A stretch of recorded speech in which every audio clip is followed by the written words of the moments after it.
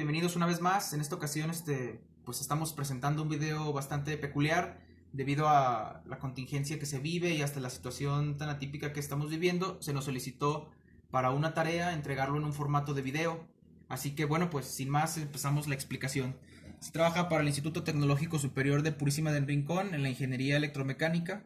Para la materia de sistemas neumáticos y hidráulicos de potencia se presenta el examen de la unidad 2 de electroneumática. Para el profesor, el ingeniero Julio César Funes Tapia, y presenta el alumno Eduardo Salazar de octavo semestre. Bien, pues como sabemos, en la electroneumática, los actuadores que se presentan siguen siendo neumáticos, pero con la característica de que para su funcionamiento se recurre a un motor eléctrico en vez de a una fuente hidráulica. En este caso, las válvulas son reemplazadas por electroválvulas. Estas electroválvulas utilizan electroimanes en vez de aire comprimido para funcionar. Las ventajas de la electroneumática, pues, son la facilidad que tiene la electricidad y la electrónica para emitir, combinar y transportar secuencias en señales. Para analizar los circuitos electroneumáticos se recurren a dos métodos, el método paso a paso y el método en cascada. Son los más utilizados. El único que sucede con el método en cascada es que presenta mayores pérdidas de aire cuando hay más de una válvula o grupos de trabajo. Así que para efectos de este proyecto vamos a trabajar en el método de paso a paso. Este es un método y una técnica en la cual se basa que para activar un grupo es necesario desactivar el grupo anterior. Esto nos va a generar una secuencia. Para poder aplicarlo se requiere establecer una secuencia y separar en grupos. Para este proyecto se nos presenta esta secuencia. Yo he decidido dividirlo en 4 grupos. Tú puedes dividirlo en los grupos que tú desees, con la única condición de que en un grupo no exista más. Por ejemplo, si aquí yo tengo A más, no podría tener A menos. Si aquí yo tengo B menos, D más, yo no podría tener B menos. O sea, no puedo repetir letras en grupos. Si recordamos, el principio de funcionamiento de la electroneumática pues nos decía que se recurría a una fuente eléctrica en vez de recurrir a una bomba hidráulica.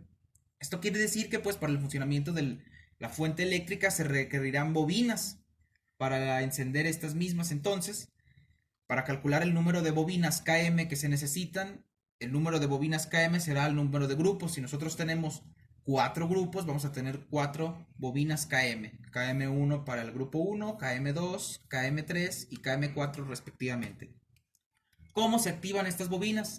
Pues analizando el final de carrera podríamos pasar al otro grupo. Un final de carrera pues es cuando un vástago cilindro alcanza una cierta posición. Este final de carrera activa un elemento y este a su vez actúa sobre otro elemento que van a generar algún movimiento.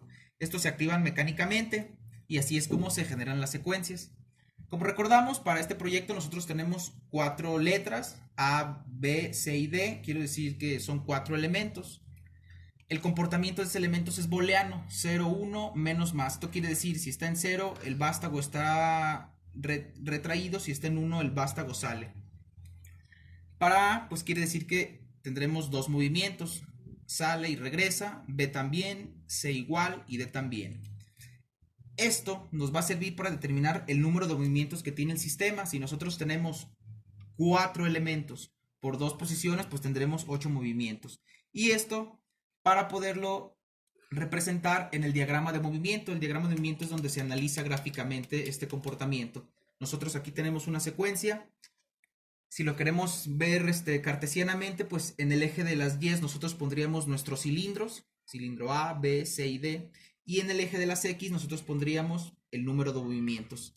Aquí señalo, tenemos un error, esta D es positiva, como se aprecia aquí, no es que aquí hay un pequeño error. Entonces, si nosotros analizamos A, nos dice que empieza en A más, eso quiere decir que el elemento A está en 0 y 1, entonces está en 0 y sale a 1.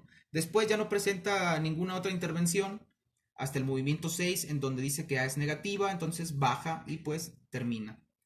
En el caso de C, tenemos que empieza en menos. Si estamos en 0 y 1, quiere decir que se mantiene aquí en menos, menos, menos, menos, y hasta que es solicitada, se eleva y se mantiene, porque es C más, entonces aquí en C más, sube y se mantiene. Después tenemos el mismo caso, pero para B. B también empieza negativamente, entonces si tenemos menos más, nosotros, como es B menos, nos mantenemos en la línea del menos, y hasta que se nos solicita el B1 o B más, elevamos y hasta el final.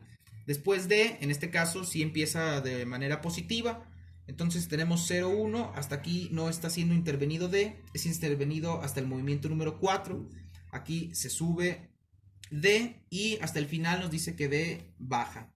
Bueno, este es un análisis gráfico mediante el diagrama de movimiento. A continuación se va a presentar en el software de FluidSim.